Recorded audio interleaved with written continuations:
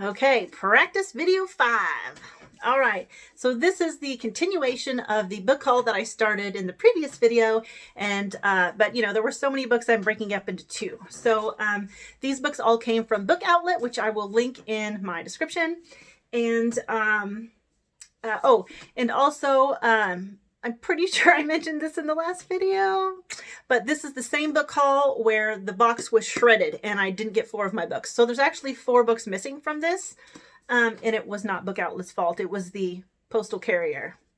Something happened with my box. It was destroyed. They lost 4 of my books and gave me 2 of somebody else's books. Don't know how that happened. Anyway, onto the video. Okay, so the next book, although the first book for this video, is called Legion by Brandon Sanderson. Okay, kind of a cool cover, right?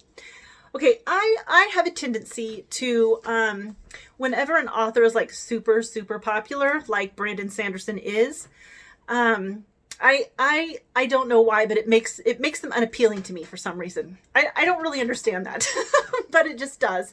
And it makes me feel cringy about reading any of their books. I'm like, I don't want to read their books, you know.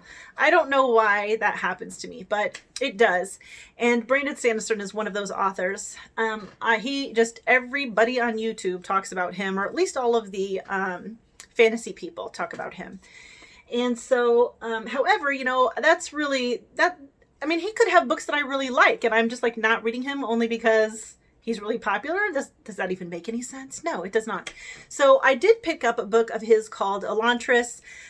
I had seen in another video, a BookTubers video, I think it was Daniel Green's video, where he had talked about, you know, good places to start for fantasy readers, you know, people who are new to Brandon Sanderson and stuff. And so I picked up Elantris. That was one of the recommended books. It sounded interesting. And then this book here also sounds really interesting to me. It is about the protagonist in this book. He's a genius, and in order to mitigate his genius, he has invented all these different characters in his head. So that sounds awesome. If you have such a huge intellect that you have to invent different characters to help you keep it in check. Runaway intellect, yeah, that sounds good. So, and it sounds unique too. So yeah, I'm gonna give this book a try soon. Okay, and then this book, this is unfortunate. This is book 2 of what I believe is a duology, called The Death and Life of Zebulon Finch by Daniel Kraus. This is book 2. Like I said, it's called Empire Decayed. Volume 1, I also ordered, but that's one of the books that was lost. So I don't have book 1, or I would read the synopsis to refresh myself on what it's about because I don't remember. And I don't want to read the synopsis from this one because I do not want to spoil it for myself. And this is one of those times when I should prepare. I could have very easily gone on to Goodreads and read the synopsis for book 1, and then I would have known what it was about. But no, did I do that? No. Okay, anyway. But anyways, look at this cover. It's a pretty cool cover, right? Dust jacket, anyway. I didn't actually look at the cover. I'm going to look at that real quick. Nope, it's boring. Except for, I do like the spine. That's nice. But, you know, it's plain otherwise. Borsville. Okay, I'll get it back in the dust jacket. Hold on. I'm going to learn to edit videos, I swear. Okay, back.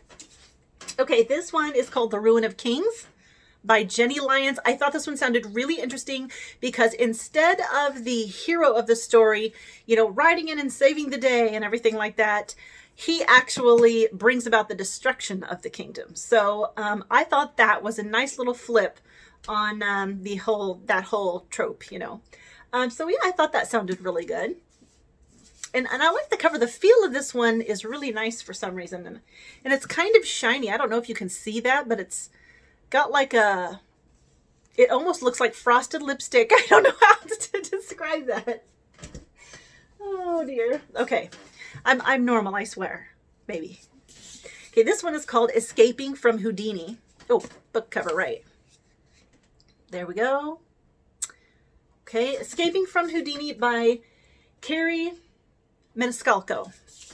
So that sounds very Italian. I wonder if that is an Italian name. I might look her up just to find out where she's from. because it could be a translation for all I know. This is actually the third book in a series. I believe the series is about following Jack the Ripper, like they're hunting down Jack the Ripper, is my understanding. However, when I read the synopsis for this, it sounded like it would read just fine on its own. I don't know if it actually will, but it sounds like it will. It takes place on a cruise ship, and then girls start disappearing on the cruise ship, and then the characters are trying to figure out, you know, what's happening to these girls and stuff. And I'm assuming it's connected to the whole Jack the Ripper thing. So I'll read it and find out. If it doesn't look like it's going to read well on its own, then I'll put it aside, and maybe I'll pick up the first two books, and maybe I won't. I don't know. Okay, but we're going to find out about that one. Okay, and then this one right here, I used to be like a really big Felicia Day fan. I loved Felicia Day. I'm not so much into her anymore. You know, the romance has died down, I suppose.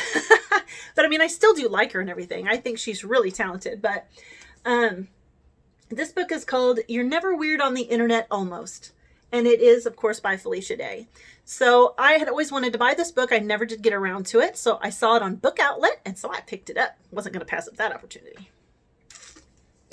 Alrighty, and then Strange Grace by Tessa Granton. This is also young adults. Again, I'm not super into young adult novels, but I am always on the lookout for young adult novels that I will enjoy. And I actually did read the synopsis for this, and then I forgot what it was about. Oh, jeez. Okay, let's see. Long ago, a village made a bargain with the devil to ensure their prosperity. When the slaughter moon rises, the village must sacrifice a young man, to the depths of the devil's forest. Ooh, for two things I like. Okay. Strange and sort of spooky towns, and then also deals with the devil. I love stories that have to do with the devil. This one doesn't sound like this particular type, but another type of devil story that I like is where the devil is painted more as a sort of middle of the road character. Like he's definitely not good, but he certainly isn't all evil like he's made out to be. Of course, this doesn't sound like that. This sounds like he's evil. And then this one, Only Human by Sylvain Neuvel. I'm not sure if I'm pronouncing that correctly. But this is the third book in a trilogy that you can see right here on my shelf, actually. Right here. These are the first two books. This is the third one. And it is about a giant alien artifact is found underground. And so I'm assuming it has to do with, you know, getting in touch with aliens. And so I thought it sounded really, really interesting. And I can't resist a good sci-fi story. So I picked them all up, actually. I only had to buy one full price. The other two I got off a Book Outlet. So the third one finally just came. So I'll be excited to start that series.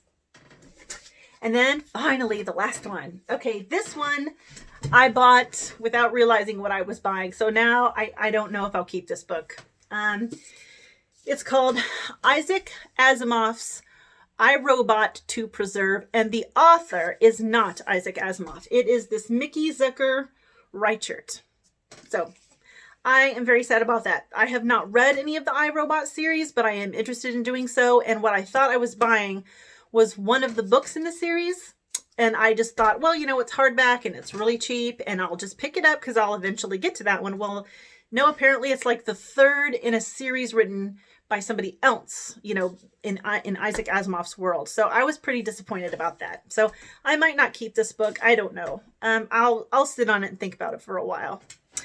So anyway, that's all the books. This is a really short video, and I didn't even ramble that much. Okay, we just got to stretch this out for a couple more minutes, so I'll do one more thing. So in my very, very first video, which was terrible, and which I was all over the map, and which I looked like a wicked witch, I had wicked witch hair, I talked about this little guy right here, my dragon. So since I took that video down, I do want him to be featured in some of my videos. So I'll just tell you right now who he is. This is a paper mache dragon that my son made in the 6th grade. I really, really like him. He's my very favorite possession. I think he's adorable. Just adorable. We'll show him from all sides too. See there, that's his tail actually. My son's not an artist. And he's 27 now too. So, you know, this is really, really old. But anyway, he hangs out on my bookshelf. And whenever I get my new bookshelves and my new little setup, I plan to have him on a shelf so that he's in the frame at all times because I really like my dragon. So anyway, okay, we'll put him back up here. Oops. Okay, so that's it. And boy, that was really short. I feel like I didn't even talk enough. Did I even ramble? I don't think I rambled. But I had to throw in a last minute ramble evidently. Okay, so we'll end that here, and then I'll be back with practice video number 6 another day.